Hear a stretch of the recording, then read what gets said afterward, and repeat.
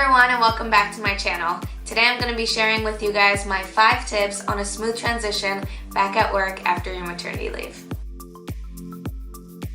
My first tip is to ask your company if you can start working on a Wednesday, and then ask your spouse if he can stay home that first day so then you don't have to deal with 2 new things at once, childcare and returning back to work. Also, on your first day back at work, be prepared to answer some personal questions by your coworkers. They might ask you how your labor went or how you're adjusting to no sleep. Have some canned answers ready because unfortunately, some coworkers have no limits. Leave your baby for a few hours at daycare or with your nanny before returning back at work.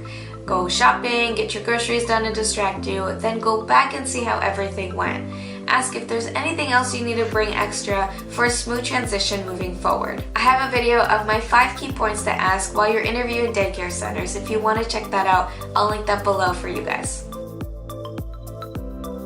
Before your first day back at work, jot down your new temporary routine. I say temporary because this will constantly be changing in the next year or so. Talk to your partner about who's going to be the one to get your baby dressed in the morning for the day, who's going to be doing the drop-off and the pickup, plus who can take time off to go to your baby's doctor's appointments. Now, if you have a nanny, obviously you're not going to be doing any driving, but you should ask to see which person is going to be the one to greet and explain things to your nanny in the mornings and in the evenings. If you're breastfeeding, you're going to have to make another personal timeline for yourself so you're not going to be late for work. I think this is the hardest part about a working mom since you have to figure out your morning routine plus the pumping and feeding, and this will constantly be changing depending on your baby's needs. Think about how long it'll take you to feed and get ready, and then go backwards to set your alarm clock. Set up your lunch in the fridge if you're going to be bringing one, and set up your baby's bottles and or food. I have a video on how I made homemade baby food for my daughter and how I set it up for daycare. If you want to check that out, I'll link that in the description box below. Also, set up your pumping station by your bed if you're going to be pumping, or if you're formula feeding, bring a bottle of water and a side of formula for the morning.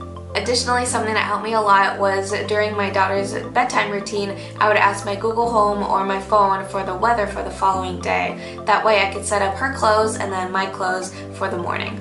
It's something super small, but it saves you so much time in the morning.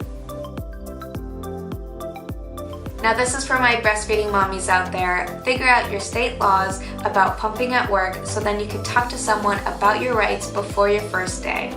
Pumping at work is a challenge and it's not for everyone, but if you are organized and you're passionate about it, you can make this work. Make yourself a pumping bag with all your necessities, plus add in your wallet, your makeup bag, your chapstick, your keys, all consolidated into one bag so then you will only need to carry that one bag and possibly your lunch. For pumping at work, my favorite items that made things a little easier were the Medela wipes.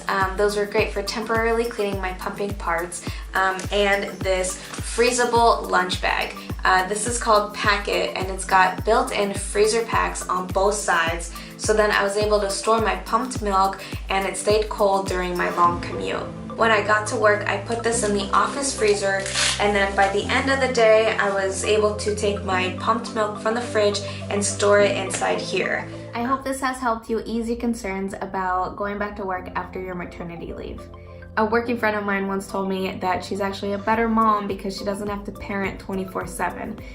That really hit home for me because I feel like when I'm at work, I am focusing at work, and when I'm with my kid, I am focusing on her. And lastly, I'll leave you with this, a quote that helped me see the benefits about going back to work. It says, "Girls raised in homes with working mothers are more likely to grow up to have successful careers, whereas the sons of working mothers spent more time as adults caring for family members." Thanks for watching, and please subscribe to my channel for more 5-tip videos. Also, comment below if you have any other tips you want to share for working mamas. Bye! Bye, Mama.